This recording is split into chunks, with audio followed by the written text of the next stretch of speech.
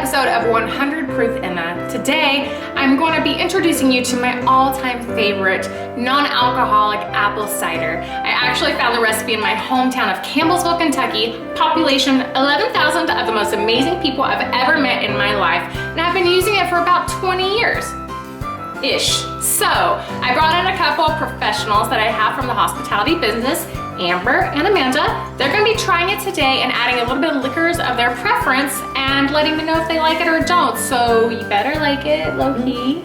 And if you don't tell me. So cheers to you and to many more apple ciders together. Cheers. Cheers. Cheers. Guys, so we're gonna be starting with half of the bottle of the cranberry cocktail.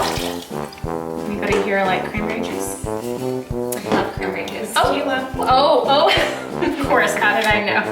Then we're gonna be doing our apple juice. Just the full bottle is totally fine. Okay. Next is 2 cups of the orange juice. So I already have 1 cup here. Basically, we're just gonna be putting this on like a medium high for the next half hour or so. Just 2 full cups. And then our whole allspice and whole cloves. This one right here is our whole allspice. And we're gonna be putting it in our little tea diffuser. And whole cloves, same thing. This is whole cloves, whole allspice.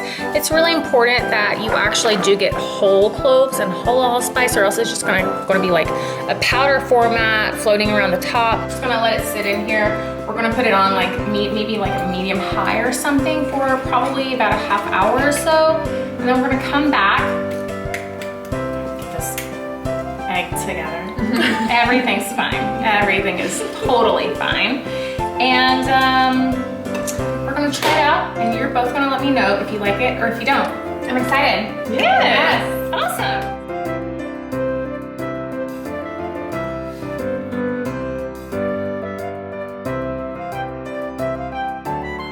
Brandy is fancy to Miss Amber. I'm gonna be trying a little Jack Daniels in mine because I'm from the South and I like that stuff.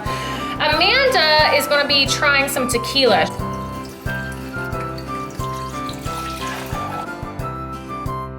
Okay, so guys, I would like for you both to rate your apple ciders with the liquor that you chose on a scale from 1 to 5 reindeer since it is the holiday season, and let me know if you like it or not, okay? Okay, cool.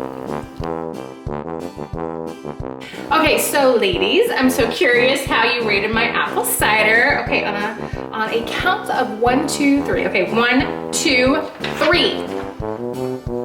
Okay, 5 reindeer for the brandy, 3.5 reindeer with a reindeer cut for the tequila, and 5 for the bourbon. Okay, so let's start with the brandy. Okay, perfect. So I felt like the brandy paired really well with your apple cider, your homemade apple cider mix.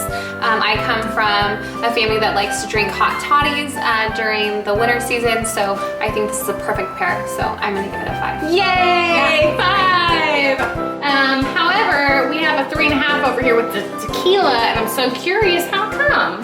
Well, let me just say that my 3.5 rating is not for the apple cider, it's for the combination of the two. I don't think that tequila is maybe the best pairing of it. Even if I do love it, you know, you have the great aromatics and the great fruit juices in there, just not the best pairing with tequila. Okay, that makes sense. Okay, great. Well, and 5 out of 5 reindeers for me. 5 reindeer because bourbon or whiskey with apple cider is just a given, so.